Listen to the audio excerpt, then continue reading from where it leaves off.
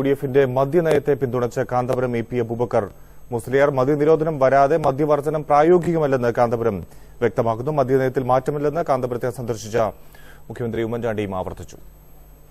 കാരന്തൂർ മർക്കസിൽ സന്ദർശനത്തിനെത്തിയ ഉമ്മൻചാണ്ടിക്ക് കാന്തപുരം അബൂബക്കർ മുസ്ലിയാർ പരസ്യമായി രാഷ്ട്രീയ പിന്തുണ അറിയിച്ചില്ലെങ്കിലും മദ്യനയത്തിൽ ഐക്യദാർഢ്യം പ്രഖ്യാപിച്ചു. ഘട്ടം ഘട്ടമായി മദ്യം നിരോധിക്കണമെന്ന പ്രഖ്യാപിത നിലപാടിൽ മാറ്റമില്ല. സന്ദർശനം തികച്ചും സൗഹൃദപരമാണെന്നും തിരഞ്ഞെടുപ്പിൽ സ്വീകരിക്കേണ്ട നിലപാട് പിന്നീട് പറയുമെന്നും അദ്ദേഹം പറഞ്ഞു. മദ്യനയത്തിൽ ഞങ്ങൾക്ക് പണ്ടേ ഉണ്ട്, മെല്ലെ മെല്ലെ ഇവിടുന്ന് മദ്യ നിരോധനം കൊണ്ടുവരണമെന്നുള്ള അഭിപ്രായക്കാരാണല്ലോ. നിരോധിക്കുമ്പോഴാ വർധന ഉണ്ടായല്ലേ. മദ്യനയത്തിൽ മാറ്റം വരുത്തിയിട്ടില്ലെന്ന് മർക്കസിലെത്തിയ ഉമ്മൻചാണ്ടിയും ആവർത്തിച്ചു.